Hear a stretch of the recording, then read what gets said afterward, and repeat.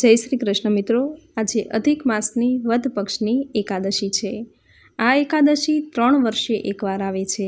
કહેવાય છે કે આ એકાદશીનું વ્રત કરનાર વ્યક્તિ દરિદ્રતામાંથી મુક્ત થાય છે, તેના જીવનનું ધન સંકટ દૂર થઈ જાય છે। તેના ઘરમાં જો ગરીબી હોય, આર્થિક સમસ્યા ખૂબ જ સતાવી રહી હોય તો તેમણે આ એકાદશીનું વ્રત જરૂર કરવું જોઈએ, કારણ કે દર 3 વર્ષે જે આવતી અધિક માસની વદ પક્ષની એકાદશી આવે છે તેને પરમાં એકાદશી કહે છે। આ એકાદશી ધન અને સમૃદ્ધિમાં વૃદ્ધિ કરનાર છે। જે વ્યક્તિ પોતાના સંસારમાં યશ અને કીર્તિને પ્રાપ્ત કરવા માંગે છે, સુખ સમૃદ્ધિમાં વૃદ્ધિ કરવા માંગે છે, તો તેમણે દર 3 વર્ષે એકવાર આવતી અધિક માસની વદ પક્ષની પરમાં એકાદશીનું વ્રત જરૂર કરવું જોઈએ। આ એકાદશી સુખ સમૃદ્ધિને વધારનારી છે, જીવનમાં પ્રગતિ આપનારી છે, ઘરમાં બરકત દેનારી છે, સમાજમાં માન સન્માન આપનારી છે। આથી આ એકાદશીનું મહત્ત્વ આપણા હિન્દુ ધર્મમાં ખૂબ જ વધારે છે। મિત્રો, અધિક માસ એટલે ભગવાન શ્રી હરિ વિષ્ણુનો મહિનો છે। આ મહિનામાં ભગવાન શ્રી હરિ વિષ્ણુને પ્રસન્ન કરવા માટે પરમાં એકાદશીનું વ્રત સૌથી શ્રેષ્ઠ માનવામાં આવે છે। આ એકાદશી પરમ વૈભવની પ્રાપ્તિ કરાવે છે, આથી જ આ એકાદશીને પરમાં એકાદશી કહે છે। આ એકાદશીનું વ્રત પૂજા ઉપવાસ કરવાથી અશ્વમેઘ યજ્ઞ કર્યા જેટલું પુણ્યફળ પ્રાપ્ત થાય છે। આથી આ દિવસે પ્રાતઃકાળે વહેલા ઉઠવું, સ્નાન કાર્યથી પરવારી સ્વચ્છ વસ્ત્રો ધારણ કરવા, ઘરના મંદિરમાં દીવો પ્રગટાવવો, ભગવાન શ્રી હરિ વિષ્ણુને ગંગાજળથી અભિષેક કરવો અને એકાદશી વ્રતનો ઉપવાસ કરવાનો સંકલ્પ કરવો। ભગવાન શ્રી હરિ વિષ્ણુની પૂજા દૂધ, દહીં, પંચામૃત, અબીલ, ગુલાલ, સુગંધિત પુષ્પ, પીળા વસ્ત્ર, નાળા છડી, ભગવાન શ્રી હરિ વિષ્ણુને પ્રિય એવી પીળી મીઠાઈનું નૈવેદ્ય ધરાવીને ધૂપ દીપ કરીને આરતી કરવી। આ દિવસે વિષ્ણુ સહસ્ત્ર નામનો જપ કરવો, ગોપાલ સહસ્ત્ર નામનો જપ કરવો, ઓમ નમો ભગવતે વાસુદેવાય મંત્રનો જપ કરવો, ભાગવત ગીતાના પાઠ કરવા। આ દરેક કાર્યો કરવાથી પરમ કલ્યાણની પ્રાપ્તિ થાય છે। જે લોકોને ઘરમાં આર્થિક પરિસ્થિતિ ખૂબ જ નબળી છે તો તેમણે આજે એકાદશીથી શરૂ થઈ અને અમાસ સુધી એમ 5 દિવસ સુધી ભગવાન શ્રી હરિ વિષ્ણુની પૂજા અને ઉપવાસ કરવો અને રાત્રિના 12 વાગ્યા સુધીનું જાગરણ કરવું, જેને પંચરાત્રિ વ્રત કહેવામાં આવે છે। આ વ્રતનો ઉલ્લેખ શાસ્ત્રોમાં કરેલો છે અને કહ્યું છે કે આ વ્રત કરવાથી ઘરની દરિદ્રતા દૂર થાય છે, વ્રત કરનારના ભાગ્યનો ઉદય થાય છે। આથી જેમની આર્થિક પરિસ્થિતિ ખૂબ જ નબળી છે તો તેમણે આજથી શરૂ કરી અને અમાસ સુધી એમ 5 દિવસ ભગવાનનું વિધિવત પૂજન કરવું, એકટાણું કરવું, રાત્રિના 12 વાગ્યા સુધી જાગરણ કરવું, 5 દિવસ ભગવાન શ્રી હરિ વિષ્ણુના ભજન કીર્તન કરવા।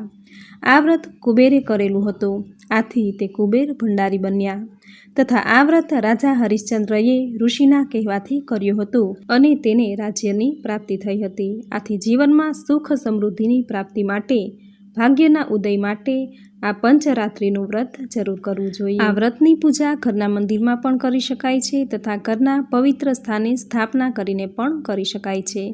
આમ પોતાની યથાશક્તિ મુજબ ગમે તે પ્રકારે આ વ્રત કરી શકાય છે। વ્રતની વિધિ સાવ સહેલી છે। 5 દિવસ ઉપવાસ કે એકટાણું કરવાનું હોય છે। ભગવાન શ્રી હરિ વિષ્ણુની ધૂપ, દીપ, અબીલ, ગુલાલ, સુગંધિત પુષ્પ, નૈવેદ્ય ધરાવી પૂજા કરવાની હોય છે, આરતી કરવાની હોય છે અને રાત્રિના 12 વાગ્યા સુધી જાગરણ કરવાનું હોય છે। પ્રભુ ભજન કીર્તન કરવાના હોય છે। આ રીતે પંચરાત્રિ વ્રત કરવાથી જીવનની ઘરની દરિદ્રતા દૂર થાય છે, ઘરમાં સુખ સમૃદ્ધિ આવે છે, બરકત આવે છે, માતા લક્ષ્મી પ્રસન્ન થાય છે, તે ઘરમાં સ્થાયી નિવાસ કરે છે, જીવનમાં ભાગ્યનો ઉદય થાય છે। મિત્રો, એકાદશીની તિથિ એ ભગવાન શ્રી હરિ વિષ્ણુને અતિ પ્રિય તિથિ છે। આથી અધિક માસમાં જો તમે આખો મહિનો વ્રત કે પૂજા નથી કરી શક્યા, સ્નાન દાન નથી કરી શક્યા, તો આજે આ પરમાં એકાદશીના દિવસે વ્રત પૂજા ઉપવાસ કરવાથી આખો મહિનો પૂજા પાઠ, સ્નાન દાન, ધ્યાન કર્યા જેટલું જ પુણ્યફળ પ્રાપ્ત થશે। ભગવાન શ્રી હરિ વિષ્ણુની પ્રસન્નતા પ્રાપ્ત થશે। જેમને આજે એકાદશીનું વ્રત પૂજા ઉપવાસ કરવી છે, જે બીમાર છે, વૃદ્ધ છે, નાનું બાળક છે કે પછી સગર્ભા સ્ત્રી છે, વ્રત કરી શકવાને સમર્થ નથી, તો તેમણે આ એકાદશી પરમા એકાદશી વ્રતની કથા સાંભળવા માત્રથી જ એકાદશી કર્યા જેટલું જ પુણ્યફળ પ્રાપ્ત થશે. આ દિવસે જૂઠું બોલવું નહીં, કોઈની નિંદા કુથલી કરવી નહીં, કોઈનું અપમાન કરવું નહીં, કોઈને કટુ વચન ન બોલવા. આ રીતે મન અને વાણીથી પવિત્ર રહીને પણ એકાદશી કર્યા જેટલું જ પુણ્યફળ પ્રાપ્ત થાય છે. તો મિત્રો, આ હતું પવિત્ર એવી પરમા એકાદશી તથા પંચરાત્રિ વ્રતની વિધિ અને તેનું મહાત્મ્ય. હવે સાંભળશું પરમા એકાદશી વ્રતની કથા વાર્તા. બોલો ભગવાન શ્રી હરિ વિષ્ણુની જય. બોલો ભગવાન પુરુષોત્તમ રાયની જય. અધિક માસની શુક્લ પક્ષની એકાદશીનું વ્રત તથા વિધિ વિધાન જાણ્યા બાદ ધર્મરાજા યુધિષ્ઠરે કૃષ્ણ પક્ષની એકાદશી વિશે જાણવાની જિજ્ઞાસા વ્યક્ત કરી. તેથી ભગવાન શ્રી કૃષ્ણે આ પ્રમાણેની કથા કહી કે આ એકાદશી સ્ત્રી પુરુષ બંનેને મોક્ષ આપનારી છે, ઘોર પાપોનો નાશ કરનારી છે. આ દિવસે નરોત્તમ નામના દેવનું પૂજન કરવું. તેની કથા એવી છે કે સુમેધા નામનો એક ધર્મિષ્ઠ બ્રાહ્મણ હતો. તેને ધાર્મિક વૃત્તિવાળી પતિપરાયણ પવિત્ર પત્ની હતી. તેનું નામ પવિત્રા હતું. પૂર્વજન્મના કર્મોના પ્રભાવથી આ બ્રાહ્મણ નિર્ધન હતો, ખૂબ જ ગરીબ હતો. તેણે ભીખ માંગીને જીવન નિર્વાહ કરવાને ઘણા ફાંફા માર્યા, પરંતુ કોઈ તેને ભિક્ષા પણ આપતું ન હતું. ઘરમાં અન્ન ન હતું, પૂરતા વસ્ત્રો ન હતા, ઘર વખરી પણ પૂરતી ન હતી. છતાંય સુશીલ પત્ની અન્ન વિના ભૂખી રહેતી, આછા પાતળા વસ્ત્રોથી ચલાવતી, પણ પતિને પરમેશ્વર માનીને તેને આગ્રહપૂર્વક 2 ટક જમાડતી. પતિની સેવા કરતી, અતિથિની પૂજા કરી તેમને ભોજન આપતી. તોય એક દિવસ પતિને કે આડોશ પાડોશના કોઈને કે સગાને પોતાના દુઃખ વિશે એક પણ શબ્દ કહેતી નહીં. આમ ભૂખના દુઃખથી પવિત્રાની યુવાની રૂપ કરમાવા લાગ્યું. દિન પ્રતિદિન તે નિસ્તેજ અને શુષ્ક થવા લાગી. ગરીબ દરિદ્રી પતિ પત્નીના દુઃખોને સમજી શકતો હતો. દિન અવસ્થાથી ત્રાસીને તેણે એકવાર પવિત્રા સમક્ષ વાત કરતાં કહ્યું કે હે કંભાગી પવિત્રા, આ નગરમાં મને કોઈ દાન આપતું નથી. મારી દયા ખાઈને પણ 2 પૈસા આપતું નથી. કેટલા દિવસ સુધી તું આ દુઃખો વેઠશે? મારી વાત માન અને મને નસીબ અજમાવવા માટે પરદેશ જવા દે તો તારું સારું થાય. પુરુષાર્થ વિના પ્રારબ્ધ પાંગળું છે. પતિના આવા વચન સાંભળીને પત્ની પવિત્રાની આંખોમાં આંસુ આવ્યા. ચોધાર આંસુએ રડતા રડતા તે બોલી કે સ્વામી, અવિવેક થતો હોય તો ક્ષમા માંગુ છું. હું તમને કાંઈ પણ કહેવાને પાત્ર તો નથી, છતાં તમારી અર્ધાંગના તરીકે મારી ફરજ પ્રમાણે કહું છું કે તમે અહીં રહો કે પરદેશ જાઓ, પણ ભાગ્યદેવની કૃપા વિના તમને કાંઈ મળી શકનાર નથી. આ તો કર્મને આધીન છે. ગયા જન્મે કંઈ દાન નહીં કર્યું હોય, તેથી આ જન્મે કંઈ મળતું નથી. માણસ આ જન્મે જે કાંઈ આપે છે તે જ આવતા જન્મે તેને મળે છે. સોનાના મેરુ પર્વત પર જશો તો પણ તમારા નસીબમાં નહીં હશે તો તમને કાંઈ જ મળવાનું નથી. ગયે જન્મારે તમે વિદ્યા, ધન, જમીન, વસ્ત્રો કે અન્ન એમાંથી જે કંઈ આપ્યું હોય તે જ તમને આ જન્મમાં મળે છે. માટે તમે બીજા શહેરમાં જવાનો વિચાર માંડી વાળો. અહીં રહીને જ ભગવાનનું નામ કરો, એ જ પર દુઃખભંજન આપણું દુઃખ કાપશે. તમારા વિના હું એકલી રહી શકીશ નહીં. તમે મને છોડીને જશો નહીં. તમે તો જાણો છો કે પતિ વગરની સ્ત્રીને મા બાપ, ભાઈ બહેન કે કોઈ સગા સત્કારતા નથી. આપણો ભાગ્યોદય જ્યારે લખાયો હશે ત્યારે આ બધું અહીં જ થઈ રહેશે. તેવામાં એક દિવસ ત્યાં એક સમયે કૌંડિન્ય નામના ઋષિ પધાર્યા. પતિ પત્નીએ અતિથિ તરીકે આવેલા ઋષિનો પ્રેમથી સત્કાર કરીને પૂજન કર્યું. બ્રાહ્મણ સુમેધ્યા ઋષિ કૌંડિન્યને નમસ્કાર કરીને બોલ્યો, હે મહાત્મા, આપના દર્શનથી હું ભાગ્યશાળી બન્યો છું. કૃપા કરીને મને કહો કે મારી આ ગરીબાઈ, દરિદ્રતાનો નાશ કેવી રીતે થાય?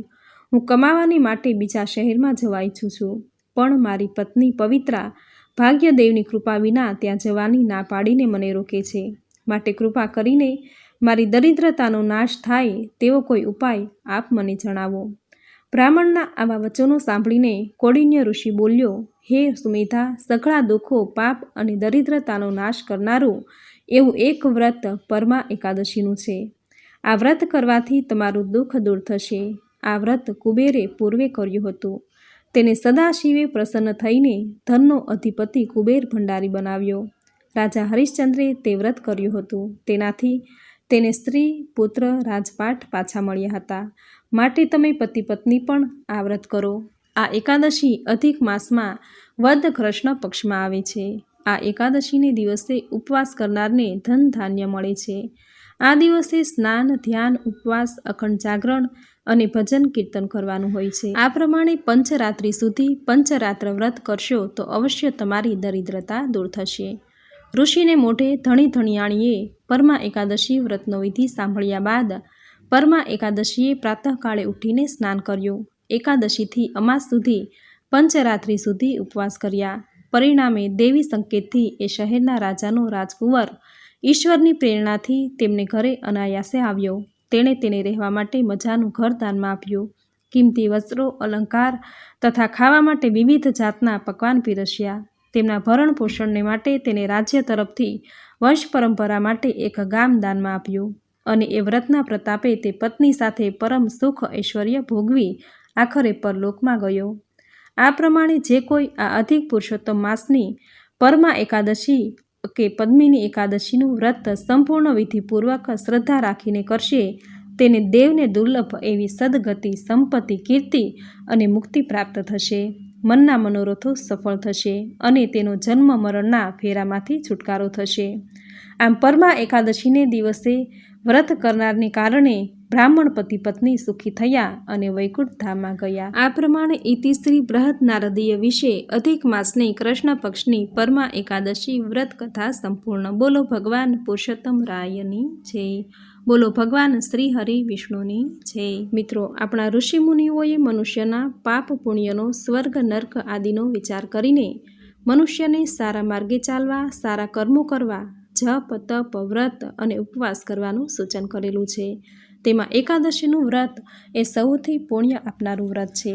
પક્ષીઓમાં જેમ ગરુડ, યજ્ઞોમાં અશ્વમેઘ, નાગોમાં જેમ શેષનાગ, નદીઓમાં જેમ ભાગીરથી, પર્વતોમાં જેમ કૈલાસ અને મનુષ્યોમાં જેમ બ્રાહ્મણ, દેવતાઓમાં જેમ વિષ્ણુ શ્રેષ્ઠ છે, એવી જ રીતે બધાય વ્રતોમાં એકાદશીનું વ્રત એ સૌથી શ્રેષ્ઠ છે. દર મહિને 2 એકાદશી આવે છે.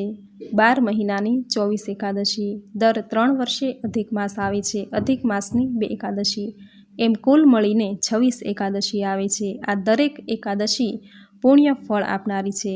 આથી દરેક મનુષ્યે જો બીજું કોઈ વ્રત કે પૂજા ઉપવાસ ન થઈ શકે તો દર મહિને 2 વાર આવતી એકાદશીનું વ્રત પૂજા જરૂર કરવી જોઈએ. જો વ્રત પૂજા કે ઉપવાસ ન થઈ શકે તો એકાદશીનું મહાત્મ્ય દર્શાવતી વ્રત કથા જરૂર સાંભળવી. જે સાંભળવા માત્રથી જ એકાદશી કર્યા જેટલું જ પુણ્યફળ પ્રાપ્ત થશે. જે બીમાર છે, વૃદ્ધ છે, બાળક છે કે સગર્ભા સ્ત્રી છે તે ઉપવાસ કરી શકવા સમર્થ નથી તો તેમણે સાત્વિક આહાર લઈ મન અને વાણીને પવિત્ર રાખીને ઉપવાસ કર્યા વગર પણ એકાદશી કર્યા જેટલું જ પુણ્યફળ પ્રાપ્ત કરી શકે છે. આ દિવસે કોઈનું અપમાન કરવું નહીં, કોઈને કટુવચન કહેવા નહીં, કોઈની નિંદા કરવી નહીં, જૂઠું બોલવું નહીં.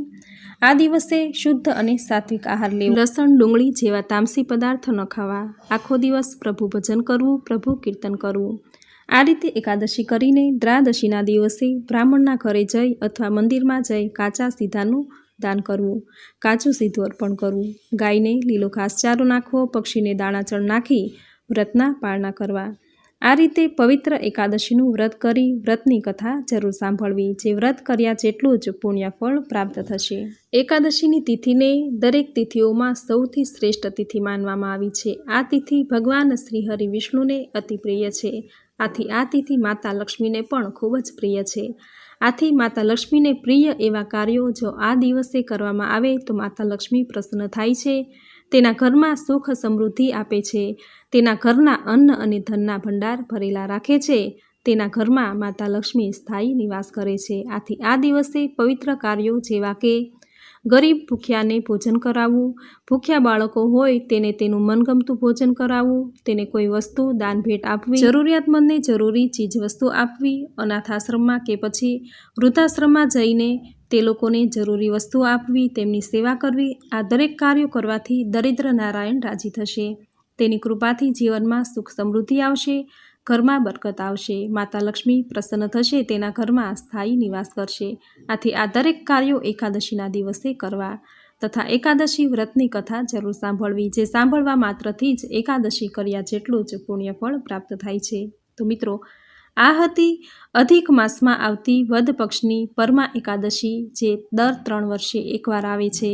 તે ખૂબ જ પુણ્યશાળી છે આ એકાદશી, જેની કથા સાંભળવા માત્રથી જ પુણ્ય ફળની પ્રાપ્તિ થાય છે, જીવનમાં સુખ સમૃદ્ધિ આવે છે.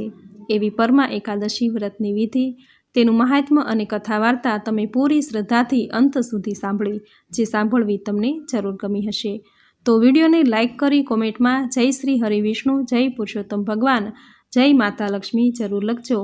ચેનલ પર જો નવા છો, તમે આ વિડીયો પહેલીવાર જોઈ રહ્યા છો, તો ચેનલને સબસ્ક્રાઈબ કરી દેજો, બાજુમાં બેલ આઇકન પ્રેસ કરી દેજો, જેથી આપણા આવનાર દરેક નવા વિડીયોની નોટિફિકેશન તમને પહેલાં મળે.